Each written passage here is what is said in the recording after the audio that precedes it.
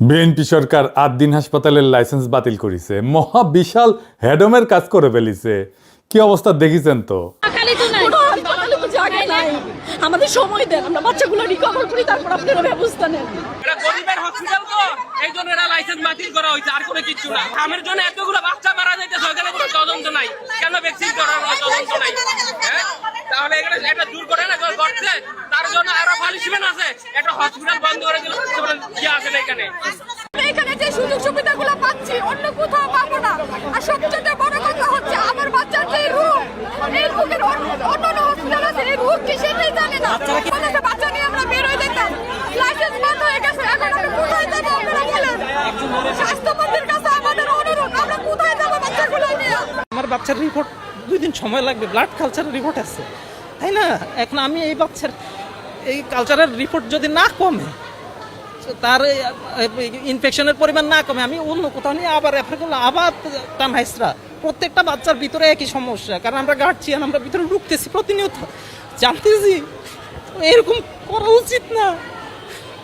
আমার একটা আপাতত কথা এতটুকুর ভিতরে আপনারা স্বাস্থ্য মন্ত্রণালয়ে কথাগুলো পৌঁছান যে এত শর্ট টাইমে এটা সম্ভব না করা। আমার জামাই চটপটি বেছে, আমার মায়ের মনে করেন রক্ত কম, আজকে অপারেশন করার কথা ছিল না, ফিরা সাদা রক্ত কিনবেন না। অপারেশন আমি মনে করেন শনিবার ডেট করছে, 60,000 টাকার মতন আমার গেছে গা। ধরেন শরীরে খুব জাজি রাখতে নাইছি, ওখান যদি আমার যাইতে হয় গা, তাহলে আমি ওই মাইয়ার নিয়ে আর জামাই বেছে চট করি, আমি কই টাকা পাই? টাকা কই পাই? ওই হাসপাতালে তো রোগীরা চিকিৎসা নিতেছিল, মরণাপন্ন রোগীরা ছিল, আইসিইউতে রোগীরা ছিল, পোস্ট অপারেটিভে রোগীরা ছিল, কিছুক্ষণ আগে যাদের সার্জারি হয়েছে, সেই সব রোগীরা কি ভয়াবহ সমস্যায় পড়েছে দেখেন। এই লাইসেন্স বাতিলের নোটিশ কখন দেওয়া হয়েছে জানেন? বৃহস্পতিবার কার্য দিবসের শেষ সময়, যেন কোনো আইনি ব্যবস্থা না নেওয়া যায়। কেমন জাউরামো দেখেন। জাউরামোর ইচ্ছা না থাকলে তো কেউ বাইসা বাইসা সাপ্তাহিক ছুটির আগের মুহূর্তে এই কাম করে না। তো এই জাউরামো কেন? কারণ সরকার গেছে পাগল হইয়া। এটা কথা মনে করাই দিই, আন্তর্জাতিক অপরাধ ট্রাইব্যুনালের নামে বিচারিক হত্যাকাণ্ড বাস্তবায়নের প্রক্রিয়া যখন আগায় চলতেছিল, তখন আমার দেশ পত্রিকায় প্রকাশিত হয় স্কাইপ ক্যান্ডেল। এটা ছিল বিচারের নামে সেই সময় চলমান নাটক নিয়ে নিজামুল হক নাসিম এবং আহমেদ জিয়াউদ্দিনের স্কাইপ কথোপকথন। এই কথোপকথনে উঠে আসছিল জুডিশিয়াল মার্ডারের পরিকল্পনা বাস্তবায়নের পুরো চিত্র। ঠিক একইভাবে এখন বিএনপি সরকার পাগলা হইয়া গেছে। তারা যেভাবেই হোক রাজনৈতিক প্রতিপক্ষকে দৌড়ের উপরে রাখবে বলে পাগলের মতো যা ইচ্ছা তাই করতেছে। ইসলামী ব্যাংক খাইয়া দেওয়ার আওয়ামী তরিকা বিএনপি বাধ্য ছাত্রের মতো ফলো করতেছে। শুধু তাই না, আরো আকবারায় যত ইসলামের নামধাম আছে এরম সব প্রতিষ্ঠানের উপরে খড়গগ্রস্ত হয়েছে। তাদের ধারণা হয়েছে এই প্রতিষ্ঠানগুলো আসলে জামাতের প্রতিষ্ঠান, এগুলোরে সাইজ করলে জামাত সাইজ হয়ে যাবে। আমি যতটুকু জানছি এই সাজেশন বিএনপিকে দিচ্ছে ডিজিএফআই, আর সেই প্রেসক্রিপশনে চলতেছে বিএনপি। ডিজিএফআই এর প্রেসক্রিপশনে কানাডা নিলে তো হেলিকপ্টারে পালাইতে হয়েছে, আবার বিএনপি সেই ডিজিএফআই এর প্রেসক্রিপশন ফলো করতেছে। কেন বিএনপি এটা বাধ্য ছাত্রের মতো ফলো করতেছে, এটা একটু বিস্তারিত বুঝতে দেখতে হবে। ৮ দিনের প্রসঙ্গে আবার ফিরে আসবো, কারণ পুরা বিষয়টার সাথে একটা গভীর রাজনৈতিক প্রশ্ন যুক্ত আছে। তাই পুরাটা না বুঝলে এই ৮ দিনের প্রবলেমটা, চিত্রটা, ইসলামী ব্যাংকের প্রবলেমটা পরিষ্কার হবে না। আসেন সেটা একটু বুঝে দেখি, একটু অন্য দিকে যাইতেছি। বিএনপিরে বোঝানো হয়েছে হাসিনা পতনের পরে বাংলাদেশে ইসলামপন্থার উত্থান হয়েছে, তুমি সামলাইতে পারবা না, তাই আওয়ামী বাম সব মিলা ইসলামপন্থীদের ঠেকাও, সবাই একসাথে নাও। সব গর্ত থেকে বাইর হইছে। আওয়ামী লীগ নানা জায়গায় মিছিল করতেছে, ইন্ডিয়ান হাই কমিশনের বেনাপোল দিয়ে বুক ফুলায় ঢাকায় ঢুকায় কয় আমাদের অভিন্ন স্বপ্ন, আমরা একসাথে চলবো, আমরা একসাথে একটা কত বড় জাতি গোষ্ঠী হইতে পারি। কি কইছে তার মানে হইতেছে আমরা একটা দেশ হইয়া যাই। আমি একটাই কথা বলতে পারি, আমাদের যা পপুলেশন আছে 140 কোটি, আর ওতে আমি 20 কোটি অ্যাড করে দিই, তাহলে 160।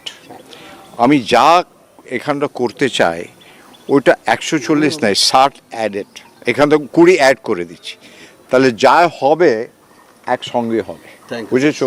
আলাদাভাবে আমি ভাবছি না, আমার মনে ওইটা ঢুকছেই না।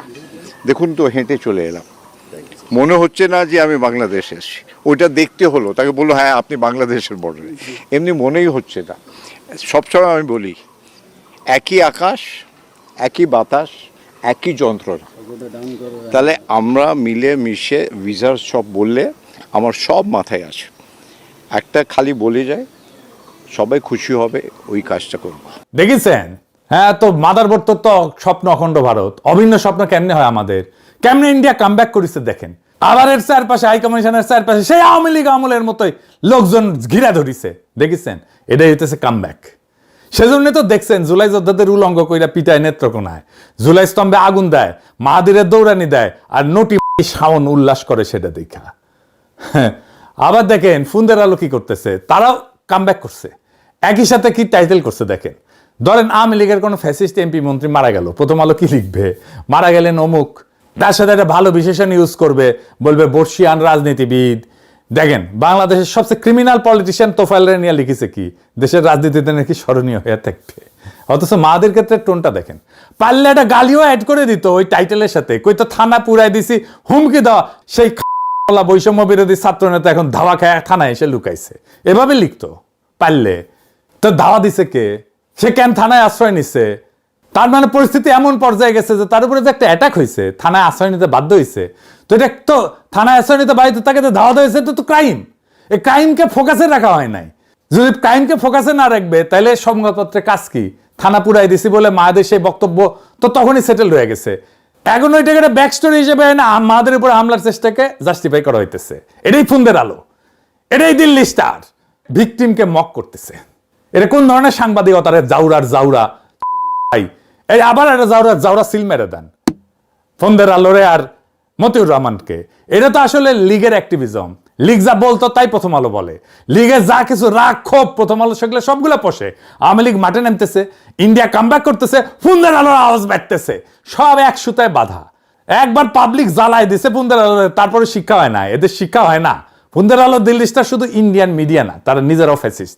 ফুন্দের আলো দিল্লি স্টার যতদিন বাংলাদেশে থাকবে ততদিন আওয়ামী লীগ ফিরে ফিরে আসবে। এইবার আসেন দেখি এই 8 দিনকে আসলে জামাতে প্রতিষ্ঠান, ইসলামী ব্যাংকে আসলে জামাতে প্রতিষ্ঠান। জামাতে ইসলামী সরাসরি মালিকানায় না থাকলেও জামাত প্রভাবিত প্রতিষ্ঠান তো বটেই, এটা তো কেউ অস্বীকার করে না। আর এটাই হইতেছে ওদের বিপদ। প্রথমত এই প্রতিষ্ঠানগুলো অন্য প্রতিষ্ঠানের চাইতে ভালো ফাংশন করে, সেবা দেয় মূলত নিম্নবিত্ত এবং দরিদ্রদের, মানসম্পন্ন সেবা দেয় কম পয়সায়। প্রতিষ্ঠানগুলোতে ইসলামপন্থীদের চাকরি বাকরি হয়। বাংলাদেশে তো অনেক প্রতিষ্ঠানে দাঁড়িয়ে থাকলে চাকরি হয় না, এটা তো সত্য কথা। আর সবচেয়ে বড় কথা, একটা অল্টারনেট গভর্নেন্সের চিত্র তারা উপস্থাপন করতে পারতেছে। আর্থিক প্রতিষ্ঠান আমরা চালাইলে এরকম হইতো, তারা দেখাইতে পারে। স্বাস্থ্য ব্যবস্থা আমরা চালাইলে এরকম হইতো, তারা দেখাইতে পারে। এখন একটা প্রশ্ন করি, বিএনপির কি ব্যবসা নাই? আওয়ামী লীগের ব্যবসা নাই? আছে, অঢেল আছে। আব্দুল আল মিন্টুর ন্যাশনাল ব্যাংক আছে না? সালমান এফ রহমানের বেক্সিমকো সাম্রাজ্য আছে না? মিজানুর রহমান সিনার একমি আছে না? আর এই যে আমাদের সমাজ কল্যাণ মন্ত্রী জাহিদ ভাই, ওনার তো ফার্মা আছে, হাসপাতালও আছে। টিপু মুন্সি আওয়ামী লীগের নেতা, হাসপাতাল আছে না? এই যে এভার কেয়ার, চাঁদ আব্বাসের ঢাকা ব্যাংক আছে না? তাইলে জামাত ঘরানা প্রতিষ্ঠানে বারবার হাত পড়ে কেন? ইসলামী ব্যাংক দখল হয় কেন? 8 দিনের লাইসেন্স বাতিল হয় কেন? একটার পর একটা প্রতিষ্ঠান টার্গেট হয় কেন? কারণ সব ব্যবসা সমান না। মিন্টুর ব্যাংক, চাঁদ আব্বাসের ব্যাংক, লীগের নেতাদের হাসপাতাল, এই প্রতিষ্ঠানগুলো কি করে? টাকা বানায়, মালিকের পকেটে ভরে। এটা হইল ভাড়াখোর পুঁজি, ইংরেজিতে বলে রেন্ট সিকিং ক্যাপিটাল। ক্ষমতার কাছে থেকে সুবিধা নেয়, লোন নেয়, ফেরত দেয় না, টাকা বানায়, ব্যাস, এর বেশি কিছু না। রেন্ট সিকিং এর সবচেয়ে সোজা মানে হইতেছে পরিশ্রম করে সম্পদ বানানো না এরা, বরং ক্ষমতার কাছে থেকে সুবিধা বাগায়, টাকা কামায়। একটা উদাহরণ দিলে পরিষ্কার হবে। ধরেন 2 জন লোক, প্রথম জন একটা কারখানা দিল, জিনিস বানায়, বেচে, মানুষের কাজে লাগে, লাভ করে, এটা একটা হালাল রোজগারের মতো কিছু একটা তৈরি করলো, সমাজের নতুন মূল্য যুক্ত হইল। দ্বিতীয় জন কিছুই বানায় না, সে শুধু ক্ষমতার সাথে খাতির করে, ব্যাংক থেকে 1000 কোটি টাকা লোন নেয়, ফেরত দেয় না, সরকারি কাজ পায় কম্পিটিশন ছাড়াই, বিদ্যুৎ কেন্দ্র বসায় আর ক্যাপাসিটি চার্জ নেয়, বিদ্যুৎ না দিয়েও টাকা পায়। এই লোক নতুন কিছু বানায় না, সে শুধু বিদ্যমান সম্পদ থেকে নিজের ভাগটা বাগায় নেয় ক্ষমতার জোরে। এই দ্বিতীয় ধরনটাই হইতেছে রেন্ট সিকিং, বাংলায় বললে ভাড়াখোর পুঁজি, বা আরো সোজা বাংলায় বললে সুবিধাভোগী লুটেরা ব্যবসা। এই প্রতিষ্ঠানগুলো একটা জিনিস কোনোদিন করে না, এরা দেখায় না যে আমরা চালাইলে দেশটা কেমন হইতো। এরা কোনো বিকল্প আঁকে না, শুধু লুটে। এখন উল্টা দিকটা দেখেন, 8 দিন গরিব মানুষের মানসম্পন্ন সেবা দেয়, ইসলামী ব্যাংক নিম্নবিত্তের কাছে পৌঁছায়, এই প্রতিষ্ঠানগুলোতে দাঁড়িয়েওয়ালা লোকের চাকরি হয়, যেটা বাংলাদেশের অনেক জায়গায় হয় না, দাঁড়িয়ে দেখলে দরজা বন্ধ, আর এরা ভালো ফাংশন করে, এটা অনেকে মানে। এই দুইটার মধ্যে আকাশ পাতাল ফারাক, আর এই ফারাকটাই হইল আসল গল্প। কি গল্প? জামাত ঘরানা প্রতিষ্ঠান যখন গরিবের ভালো সেবা দেয়, ভালো চলে, তখন সেটার নিছক ব্যবসা থাকে না, সেটা একটা প্রস্তাব হয়ে দাঁড়ায়। প্রস্তাবটা কি? আর্থিক প্রতিষ্ঠান আমরা চালাইলে এমন হইতো, স্বাস্থ্য ব্যবস্থা আমরা চালাইলে এমন হইতো, সরকার আমরা চালাইলে এমন হইতো। বুঝতে পারতেছেন? এটা একটা বিকল্প শাসনের ছবি দেয়। ক্ষমতায় যাওয়ার আগেই প্রমাণ হাতে নিয়ে দাঁড়ায় আছে, দেখো আমরা পারি। আর এইটাই শাসকের জন্য সবচেয়ে বড় বিপদ। কারণ একজন শাসকের সবচেয়ে গভীর দাবিটা কি? আমি ছাড়া কেউ এই দেশটা চালাইতে পারবে না, বিকল্প নাই, তাই না? সবসময় হাসিনাও তাই, তারেক রহমানও তাই। এই প্রতিষ্ঠানগুলো ঠিক এই দাবিটার গায়ে হাত দেয়, জলজ্যান্ত প্রমাণ হয় বলে। বিকল্প আছে, লুটেরা ব্যাংক সহ্য করা যায়, কিন্তু একটা কাজ করা বিকল্প সহ্য করা যায় না। ইতালিয়া চিন্তক আন্তিনিও গ্রামসে একটা কথা বলছিলেন, রাষ্ট্র মানে খালি সরকার, পুলিশ, আদালত না। রাষ্ট্র মানে এইগুলোর সাথে আরেকটা জিনিস, সিভিল সোসাইটি, স্কুল, হাসপাতাল, ব্যাংক, সংগঠন, মসজিদ, মাদ্রাসা। ক্ষমতার টিকা থাকে এই প্রতিষ্ঠানগুলোর মধ্যে দিয়ে, মানুষের সম্মতি তৈরি করে এরা। গ্রামসি বলতেন, যদি কেউ ক্ষমতাকে চ্যালেঞ্জ করতে চায় তাহলে তাকে একটা সিভিল প্রতিষ্ঠানগুলোর ভিতরে একটা পাল্টা শক্তি বানাইতে হবে। উনি নাম দিছিলেন কাউন্টার হেজিমনি, পাল্টা আধিপত্য। জামাত ঘরানা প্রতিষ্ঠানগুলো এইটা করতেছে, জানায় অথবা অজানায়, জেনে করুক আর না জেনে করুক। এরা একটা পাল্টা সিভিল সোসাইটি বানাইছে, রাষ্ট্রের অনুমতি ছাড়াই। এরা নিজের বৈধতা উৎপাদন করে, নিজের জনভিত্তি বানায়। এখন বুঝেন, শাসকের কাছে টিপু মুন্সির এভার কেয়ার কেন কোনো হুমকি না, সামিটের বিদ্যুৎ কেন্দ্র কেন কোনো হুমকি না, কেন সামিট টাকা পায়, আদানির বিদ্যুৎ কেন্দ্র কেন কোনো হুমকি না, সালমান রহমানের বেক্সিমকো কেন কোনো হুমকি না। ওইটা পাল্টা আধিপত্য বানায় না, কিন্তু আদিন ইসলামী ব্যাংক এরা বানায়। এরা এই কারণেই টার্গেট, কারণ এই প্রতিষ্ঠানগুলো একটা কাজ করে, ক্ষমতায় যাওয়ার আগেই দেখায় দেয় ক্ষমতায় গেলে কি করবে। এটারে বলা যায় একটা পূর্বাভাস, ভবিষ্যতের একটা ছোট্ট নমুনা, আজকে হাতে নাতে দেখানো। রাষ্ট্রের ভেতরেই যেন একটা ছোট বিকল্প রাষ্ট্রের বীজ। শাসক এইটাকে দেখে অস্তিত্বের প্রতি হুমকি হিসাবে, কারণ এটা স্রেফ কথা না, এটা প্রমাণ। প্রমাণের বিরুদ্ধে তর্ক তো চলে না। তাহলে তারা এগুলো ভাঙবে কিভাবে? শাসক যদি এই প্রতিষ্ঠানগুলো আদর্শ দিয়ে হারাইতে না পারে, কারণ সেবা ভালো, মানুষ পছন্দ করে, তাইলে হারাবে কিভাবে? আইন দিয়া, প্রশাসন দিয়া, লাইসেন্স বাতিল করিয়া, বোর্ড দখল করিয়া, অনিয়ম পাওয়া গেছে বলে তদন্ত বসাও, বাংলাদেশ ব্যাংক দিয়ে বোর্ড ভেঙে দাও, স্বাস্থ্য অধিদপ্তরকে দিয়ে লাইসেন্স বাতিল করো। কিন্তু আসল লক্ষ্য কি? প্রতিষ্ঠান না, আসল লক্ষ্য প্রতিষ্ঠানটা যে বিকল্প শাসনের ছবি আঁকতেছিল, সেই ছবিটা মুছে দেওয়া। আসল কাজ ওই দেখায় দেওয়ার ক্ষমতাটা নিভায় দেওয়া, যাতে কেউ আর কোনোদিন বলতে না পারে ওদের হাতে দিলে তো ভালো হইতো, ভালো চলতো, দেশটা ভালো চলতো। এইটারে দুনিয়ায় বলে লফেয়ার, ওয়ারফেয়ারের মতো। আইনকে অস্ত্র বানানো, সরাসরি নিষিদ্ধ করে না, গুলি করে না, বৈধতার মুখোশ পরে আইন প্রশাসন দিয়া প্রতিপক্ষকে নিঃশেষ করে দেয়। রাশিয়ার পুতিন এই যে খোদরাকোভস্কির তেল কোম্পানি কর মামলায় ফেলায় দেউলিয়া করে দিছিল, নাই করে দিছে। তুরস্কের দোকানও গুলেন ঘরানার ব্যাংক, হাসপাতাল, স্কুল হাজারে হাজারে বাজেয়াপ্ত করছে। ইন্ডিয়াতে অ্যামনেস্টির অ্যাকাউন্ট জব্দ করিয়া তারাই দিচ্ছে অ্যামনেস্টি ইন্টারন্যাশনালকে। একই খেলা। আর বাংলাদেশেও সে একই খেলা চলতেছে। জামাত ঘরানা প্রতিষ্ঠানের বিপদটা তাদের টাকায় না, বিপদটা তাদের বৈধতায়। এরা রাষ্ট্রের পাশে দাঁড়ায় একটা পাল্টা শাসনের জলজ্যান্ত প্রমাণ দেখায়। আর ঠিক এই কারণে এদের ভাঙা হয়। ভাঙা হয় বাজারে না, ভাঙা হয় আইন আর প্রশাসনের অস্ত্রে। লীগের লুটেরা ব্যাংক টিকা থাকে, কারণ ওইটা কোনো বিকল্পের ছবি দেয় না।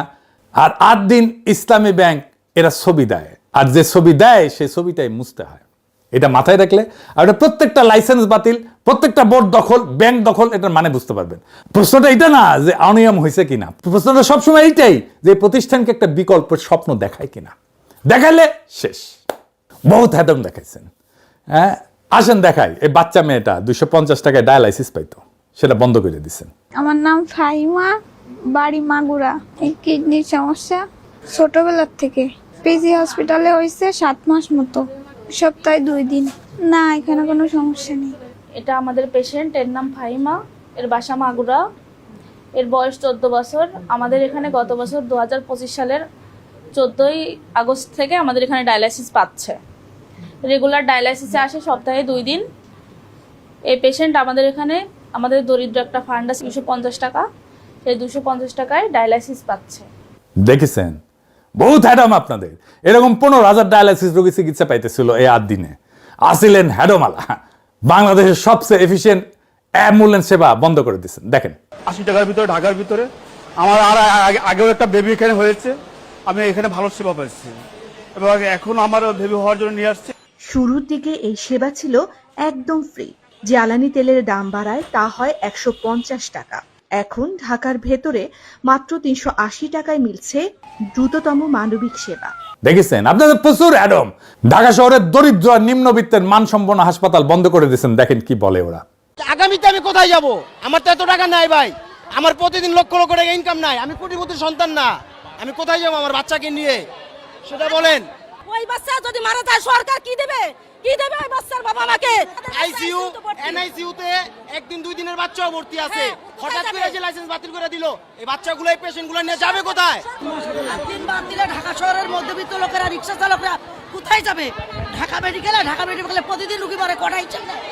দেখেছেন? আর একটা দেখেন কি বলে, অনেক ডাক্তার আছে ওরা পকেটে টাকা দিয়ে পর্যন্ত চিকিৎসা করে। আমার বাচ্চারা কবির স্যার ওনার পকেটে টাকা দিয়ে চিকিৎসা করতেছে।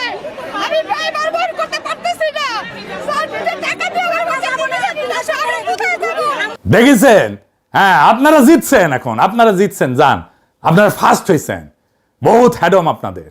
ক্ষমতায় থাকলে নিজেদেরকে অনেক হ্যাডোমালাই মনে হয়। হাসিনাও মনে করতো, সোহরাওয়ার্দীর বডিগার্ড নিজেও মনে করতো। এই হাসপাতাল অন্যায়ভাবে বন্ধ করাটা বিএনপির অন্ধকার ইতিহাসের সাথে যুক্ত হয়ে থাকবে। এই কাম কইরা কত মজলুমের অভিশাপ বদদোয়া কামাইছেন, তার ইয়ত্তা নাই। হ্যাডমের হিসাব বাদ দেন, শুধু একটা মুখ মনে রাখেন, ওই বাচ্চা মেয়েটার মুখ। তাই 2 বার যার শরীরে রক্ত মেশিনে শোধন হইতো 250 টাকায় মাত্র। আজকে যার সামনে শুধুই অন্ধকার, তার মা কাকে বলবে যে আমার মেয়েটারে বাঁচান? কোন অফিসের দরজায় গিয়ে বলবে? পোস্ট অপারেটিভ ওয়ার্ডে যে রোগীটা সবে অপারেশনের পর চোখ খুলছিল, তার এখন কোথায় নেওয়া হবে? আইসিইউ যে মানুষটা একটা শ্বাসের জন্য লড়তেছিল, তারপরে সেই শ্বাসটার দাম কে দেবে? এরা কেউ জামাত করে না, এরা কেউ বিএনপিও করে না, এরা শুধু গরিব। এদের একমাত্র অপরাধ, এরা গরিব হইয়া বাঁচতে চাইছিল। আর আপনারা বৃহস্পতিবার বিকালে ছুটির ঘন্টা বাজার আগেই একটা কাগজে সই কইরা তাদের সেই বাঁচার অধিকারটা কাইরা নিলেন। আপনারা ভাবতেছেন প্রতিষ্ঠান বন্ধ করছেন, জামাত সাইজ করছেন, বিকল্পের ছবি মুছছেন? না, আপনারা একটা মেশিন বন্ধ করেন নাই, আপনারা একটা মানুষের নিঃশ্বাস বন্ধ করছেন, আপনারা একটা ভবনে তালা দেন নাই, আপনারা হাজারটা পরিবারের শেষ ভরসার দরজায় তালা দিয়ে দিয়েছেন। ইতিহাস সব মনে রাখে। হাসিনা ভুলে গেছিল যে রক্তের হিসাব একদিন দিতে হয়। আপনারা ভুলে যেতেছেন, কিন্তু যেই মা আজকের রাতে তার সন্তানের জন্য কাঁদতেছে, যে রোগী আজকের রাতে বিনা চিকিৎসায় ছটফট করতেছে, তাদের চোখের পানি আসমানে গিয়া পৌঁছাইবে। আর মজলুমের সেই চোখের পানির সামনে দুনিয়ার কোনো হ্যাডম, দুনিয়ার কোনো ক্ষমতা, কোনো ডিজিএফ এর প্রেসক্রিপশন টিকে না। আপনারা ভাবছেন আপনারা জিতছেন, আসলে আপনারা শুধু একটা জিনিস কামাইছেন, অভিশাপ, মানুষের অভিশাপ, মজলুমের অভিশাপ। মজলুমের অভিশাপ কামানো মানুষ কোনোদিন জিতে না। আপনার একটা দুর্বল সরকার, দুর্বল সরকার ছায়া দেখে ভয় পান। সরকারকে বাঁচায় মানুষের ভালোবাসা, মানুষের সমর্থন, সেটাও হারাইতেছেন। নিজে চেষ্টা করে হারাইতেছেন, নিজের হাতে হারাইতেছেন। আপনাদের পতন যে কি ভয়ঙ্কর হবে আপনারা কল্পনাও করতে পারতেছেন না। সেই দিন আপনারা বুঝবেন আপনারা কি জেতা জিতছিলেন। আজকে ইনকিলাব জিন্দাবাদ।